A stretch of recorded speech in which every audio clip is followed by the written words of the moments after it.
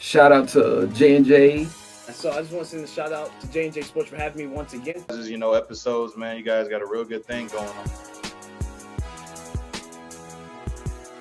So Stephen A. Smith has received a 5-year, $100 million contract with ESPN. He's been buzzing lately over the situation with him and Bronny. How did you feel? Did you feel like he was out of the line, kind of speaking on LeBron's son, or was he just doing his job straight on? I think he was doing his job and he was doing what makes him popular. The reason why he's getting paid as much, if not more, than 80% of the athletes he's covering is because of controversies, because there's always something we're saying about Stephen A. Smith. A lot of people don't like him, but when I watch him, I laugh because to me, he's entertaining. And whether you love him or hate him, he's going to bring that emotion out of you. And that's what executives want.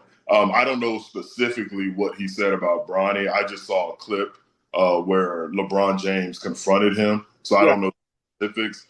But, I mean, if LeBron James' son is playing in the NBA and he's, making mistakes and not living up to the hype, that's part of being a professional athlete. They're going to talk about you. So good for him for not holding back because it's LeBron's son. Now, if he said something talking about him as a man, then shout out to LeBron James for defending his son. So I'm okay both ways. It's all entertainment. When it's all said and done, it's sports entertainment. He's one of the best what he does, and it's cool to see Stephen A. Smith's growth. So I don't know if y'all know, when he first started out, he started out in Philadelphia. So back when I was with the Eagles and he was unknown, the one thing that stood out to me, most broadcasters, most journalists, when they come into our locker rooms for interviews after practices, after games, they're dressed like I'm dressed now, very casual, informal. But Stephen A. Smith always wore a suit and it was always fresh. And this was before the money, before the hype.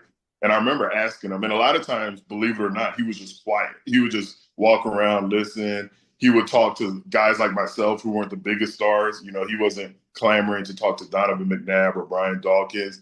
And I remember asking him, I'm like, hey, brother, why are you always dressed up like this? You don't have to dress like this. And he said, well, this isn't the end goal. And now when I see him on TV, I'm like, man, this dude, when he was in his early 20s, he had a plan and he's fulfilled it. So every time I see success and I see him succeed and get to that next level, I kind of just remember how he was in our locker room and I just smile. Definitely, man. That's a great story to have. And, like I said, that's us with this show. Like, we definitely just all about consistency, growth, and just keep firing, hitting those levels. But I agree with you, man. I don't think he was out of line. If anything, he was spot on. Like, and I called it too.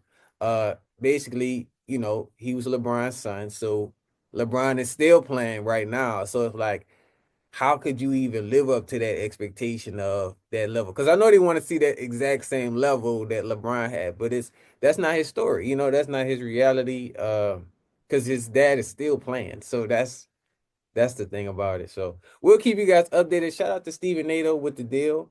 And yeah, I was with him 100%. 100%. Definitely. And before we get our last sports topic news of the day. NJ Sports. Coming to y'all live in 2025.